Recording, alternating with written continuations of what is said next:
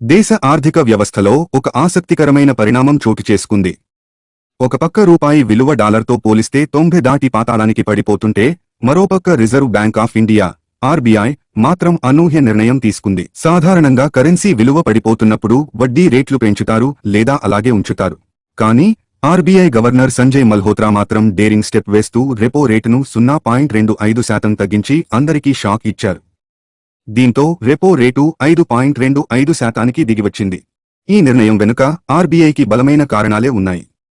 దేశంలో ద్రవ్యోల్బణం inflation record స్థాయిలో తక్కువగా ఉండటమే ఇందుకు ప్రధాన కారణం. ధరల పెరుగుదల అదుపులో ఉంది కాబట్టి ఇప్పుడు ఫోకస్ మొత్తం గ్రోత్ మీద పెట్టాలని ఆర్బీఐ డిసైడ్ అయ్యింది. అమెరికా 50% టారిఫ్స్ విధించినా భారత ఆర్థిక వ్యవస్థ తట్టుకుని నిలబడింది.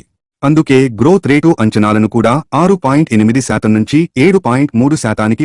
సామాన్యులకు ఇది నిజంగా గుడ్ న్యూస్ అని చెప్పాలి. రెపో రేటు తగ్గితే బ్యాంకులు కూడా తమ వడ్డీ రేట్లను తగ్గించే అవకాశం ఉంటుంది.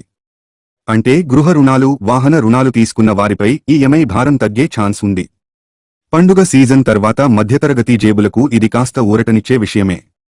బ్యాంకులు ఈ ప్రయోజనాన్ని కస్టమర్లకు ఎంత త్వరగా బదిలీ చేస్తాయితే ఇక్కడ ఒక చిన్న రిస్క్ కూడా ఉంది. ఇప్పటికే రూపాయి విలువ 90 దాటింది.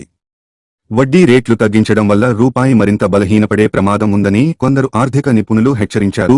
ఎస్బీఐ వంటి సంస్థలు ఆర్బీఐ రేట్లు తగ్గించకపోవచ్చని అంచనా వేశాయి. కానీ ఆర్బీఐ మాత్రం రూపాయిని కాపాడటం కంటే దేశం లోపల మనీ సర్క్యులేషన్ పెంచి గ్రోత్ రేట్ పెంచడానికే ఓటు వేసింది. రూపాయి పతనాన్ని అడ్డుకోవడానికి కూడా ఆర్బీఐ సిద్ధంగానే ఉంది. డిసెంబర్లో $5 బిలియన్ ఫారెక్స్ స్వాప్ చేయడానికి ప్లాన్ చేసింది.